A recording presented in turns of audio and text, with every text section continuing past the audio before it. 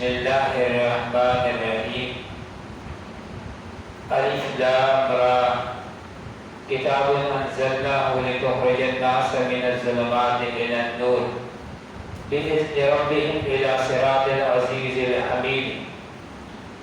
وقال الله تبارك وتعالى في مقام آخر شهر رمضان الذي أنزل فيه القرآن صدق الله مولانا العظيم وصدق رسوله النبي الكريم ونحن على ذلك لمن الشاهدين والشاكرين والحمد لله رب العالمين.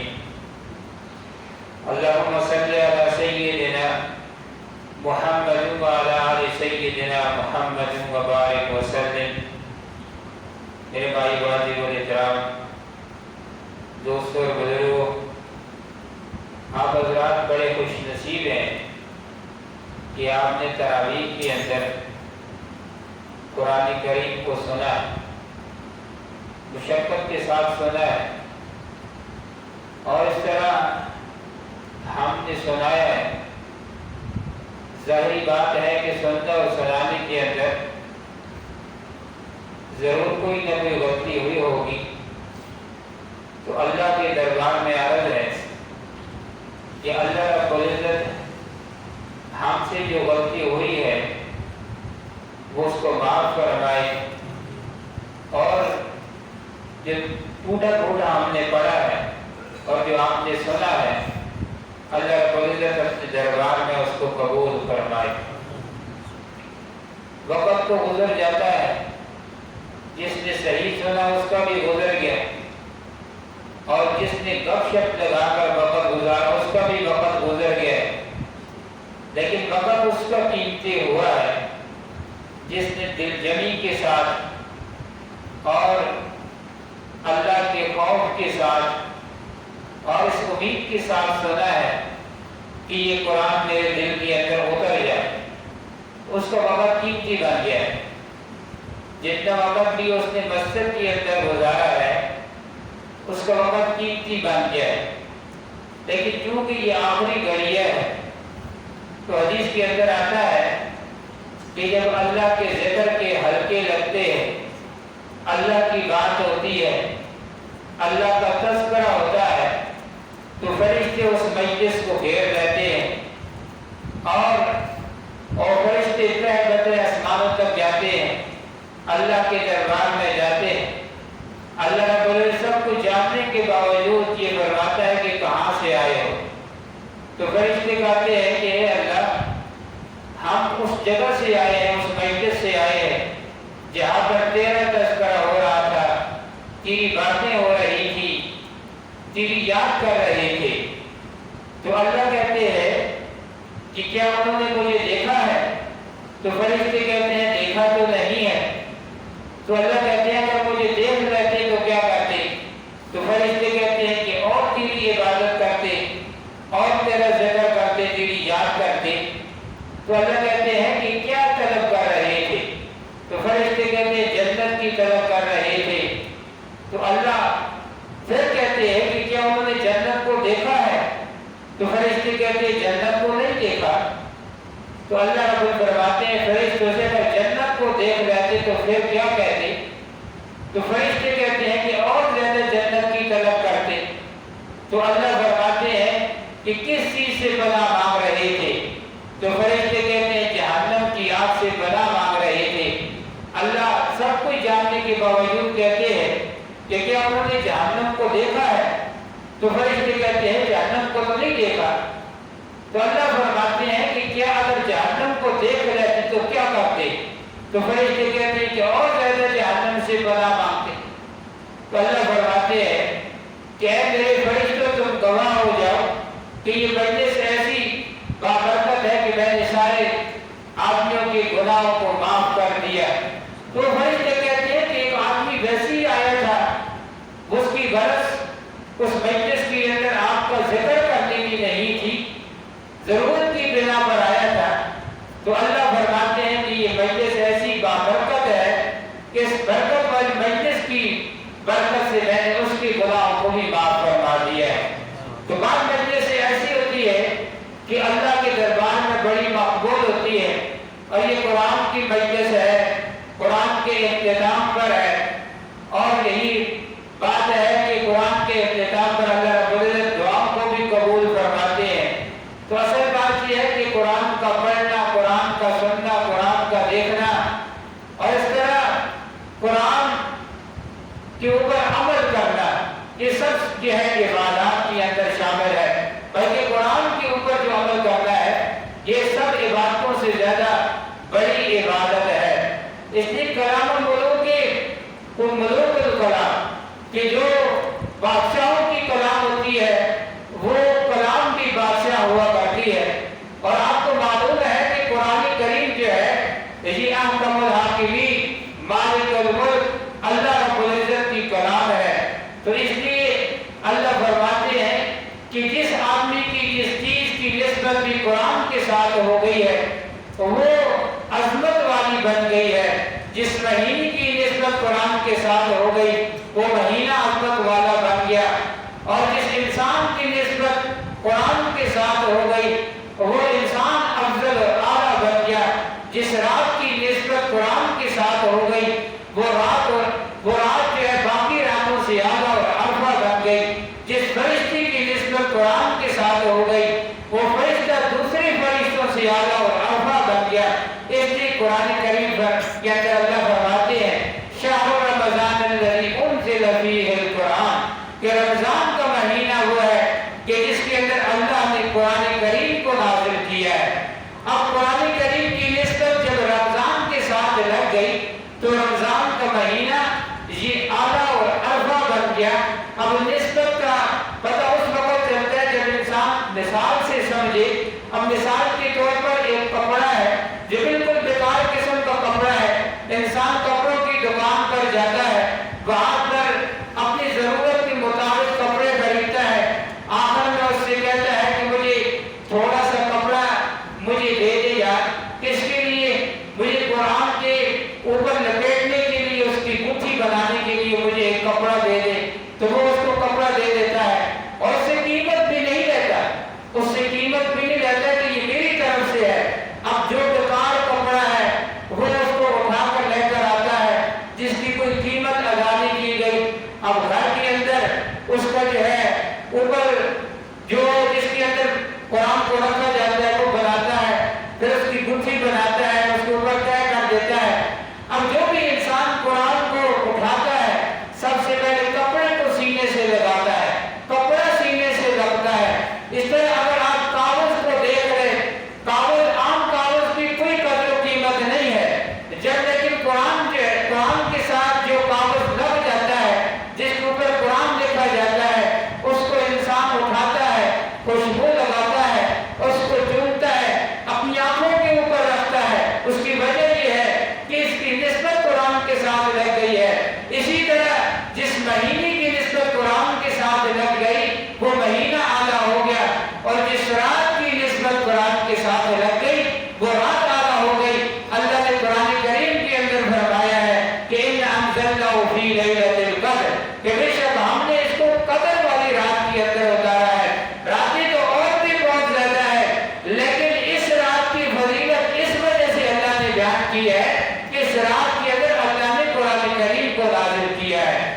تو اس لیے جب رات کی نسبت قرآن کے ساتھ لگ جاتی ہے وہ رات اعلیٰ بن جاتی ہے، جب مہینے کی نسبت قرآن کے ساتھ لگ جاتی ہے وہ مہینہ اعلیٰ بن جاتا ہے۔ جس کاغذ کی نسبت قرآن کے ساتھ لگ گئی وہ کاغذ اعلیٰ اور ارفع بن گیا، اور جس کپڑے کی نسبت قرآن کے ساتھ لگ گئی وہ کپڑا اعلیٰ اور ارفع بن گیا۔ تو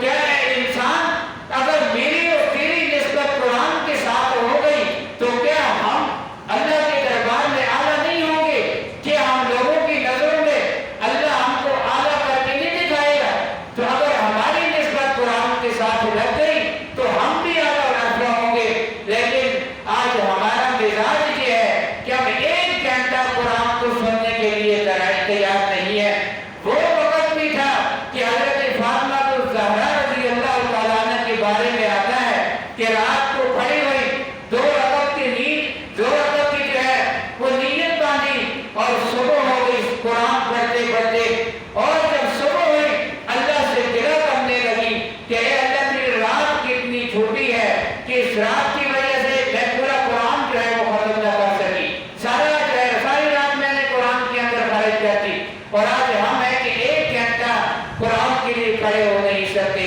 اس لیے قرآن کے کو پڑھنا یہ تو سنت ہے، لیکن قرآن کو سننا ہی واجب ہے. قرآن کریم کے اندر آتا ہے وَإِذَا قُرِئَ الْقُرْآنُ فَاسْتَمِعُوا وَأَنصِتُوا لَعَلَّكُمْ تُرْحَمُونَ کہ جب قرآن پڑھا جائے تو اس کو خاموشی کے ساتھ سنا کرو. تو اس لیے میرے بھائیو، اس لیے ہم بھی اپنے دلوں کے اندر قرآن کو اتاریں. حدیث کے اندر آتا ہے کہ یہ زمین جو ہے یہ 3 قسم کی ہے. کیسی زمین ہے؟ 3 قسم کی زمین ہے. ایک تو وہ زمین ہے جب بارش ہوتی ہے تو اپنے اندر پانی کو جذب کر لیتی ہے، پھر جذب کرنے کے بعد وہ زمین نرم ہو جاتی ہے، اور اس کے بعد وہ اس سے پھول نکلتے ہیں، اس سے کلیاں نکلتی ہیں، اس سے پودے اگتے ہیں، اس سے پھل اور پھول اور بیوجات نکلتے ہیں. یہ تو بہت اعلیٰ اور اچھی زمین ہے. اور دوسری زمین جو ہے وہ اپنا پانی اپنے اندر اکٹھا کر لیتی ہے، اور جب بارش رکتی ہے اس کے بعد ہر ایک انسان جو اس پانی سے نفع اٹھاتا ہے، خود پیتا ہے، اور اس طرح اپنے جو اس کے چارواہے ہیں ان کو پلاتا ہے. تو یہ دوسروں کے لیے نافع ہے. اور ایک زمین وہ ہے کہ جو نہ تو اپنے اندر پانی کو جذب کرتی ہے اور نہ ہی اپنے اندر پانی کو اکٹھا کرتی ہے، بلکہ بنجر زمین ہے. اس لیے اپنے دل کی زمین کو انسان پہلا حصہ بنانا چاہیے کہ قرآن کی بارش کو اپنے سینوں کے اندر جو ہے وہ جذب کرنا چاہیے. اور تاکہ اس قرآن کی بارش سے جو جب سینوں کے اندر جذب ہوگی پھر زبان پر پھول نکلیں گے، پھر انسان وہ کلمات کہے گا جو قرآن کہتا ہے، جو اللہ کی رضا کے کلمات ہیں وہ کلمات کہے گا، اور انسان کی زبان سے پھر بیہودہ گفتگو نہیں نکلے گی. اسی طرح انسان آنکھ سے وہ دیکھے گا جو قرآن چاہتا ہے، ہاتھ سے وہ پکڑے گا جو قرآن چاہتا ہے، پاؤں سے اس طرف چلے گا جو قرآن چاہتا ہے.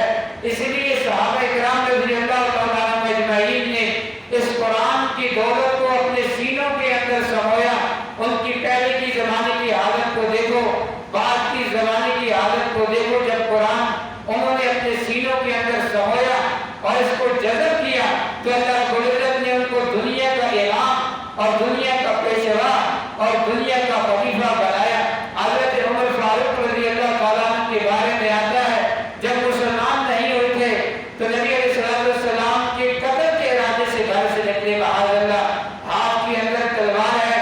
راستے میں ایک صحابی سے ملاقات ہوئی اور کہنے لگے صحابی کہاں کا ارادہ ہے؟ کہنے لگے کہ آج میں معاذ اللہ نبی صلی اللہ علیہ وسلم کے قتل کے در پر ہوں. وہ صحابی کہنے لگے کیا اپنی بہن اور بدوی کی حالت کو تو دیکھے، وہ تو مسلمان ہو چکے ہیں. چنانچہ اسی خوشی کی حالت میں اپنی بہن کے گھر میں جاتے ہیں. وہاں پر قرآن کی تلاوت ہو رہی تھی، قرآن کا سیکھنا اور وہاں پر سکھایا جا رہا تھا، سنا اور سنایا جا رہا تھا. چنانچہ حضرت عمر رضی اللہ تعالیٰ عنہ جب گئے تو اپنی بہن کو تماچا مارا اور اس کے خون نکلا، جس کی وجہ سے حضرت عمر رضی اللہ تعالیٰ عنہ کا غصہ ٹھنڈا ہوا. حضرت عمر رضی اللہ تعالیٰ عنہ کا جب غصہ ٹھنڈا ہوا تو اپنی بہن سے کہنے لگے کیا پڑھ رہی تھی؟ تو آپ کی بہن نے کہا کہ یہ تو قرآن کریم ہے، اس کو پڑھ رہی تھی. حضرت عمر رضی اللہ تعالیٰ عنہ نے اس کو ہاتھ لگانا چاہا، چھونا چاہا، تو آپ کی بہن نے کہا کہ آپ نہیں چھو سکتے، آپ کا جسم ابھی ناپاک ہے، آپ غسل کرے، وضو کرے. چنانچہ حضرت عمر رضی اللہ تعالیٰ عنہ پاک ہوئے، قرآن کریم کی تلاوت شروع کی، سورہ طٰہٰ کی جو ہے تلاوت کرنا شروع کر دی. جب پہنچے وہ قرآن کریم کی جب یہ تلاوت کر رہے تھے تو اننی ان اللہ کیا کہتے ہیں؟ اننی اللہ لا الہ الا انا فاعبدنی واقم الصلاۃ لذکری. جب ان الفاظ پر پہنچے تو حضرت عمر رضی اللہ تعالیٰ عنہ کی کیفیت بدل گئی. اب کہتے ہیں کہ میں مسلمان ہونا چاہتا ہوں. چنانچہ بیوی جو وہ بھی باہر نکل آئے اور حضرت عمر رضی اللہ تعالیٰ عنہ کو خوشخبری سنائی کہ اے عمر، میں آپ کو خوشخبری سناتا ہوں کہ نبی علیہ السلام نے دعا مانگی تھی کہ اللہ عمر عمرین میں سے ایک عمر کو تو قبول فرما دین کی سربلندی کے لیے. ہو سکتا ہے کہ اللہ کی دعا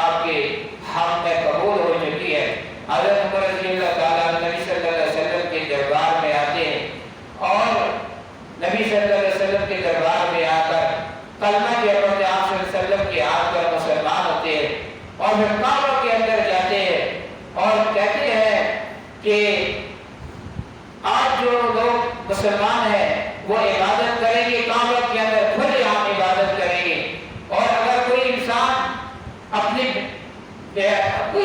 اپنی بچوں کو جو یتیم بنانا چاہتا ہے اور اس کی بیوی جو بیوہ ہونا چاہتی ہے کہ آؤ میرے مقابلے کے اندر، چنانچہ حضرت عمر رضی اللہ تعالیٰ عنہ کے اسلام لانے کی وجہ سے اسلام کو سربلندی حاصل ہوئی۔ تو حضرت عمر رضی اللہ تعالیٰ عنہ کی سابقہ زندگی کا اندازہ لگا دیجیے۔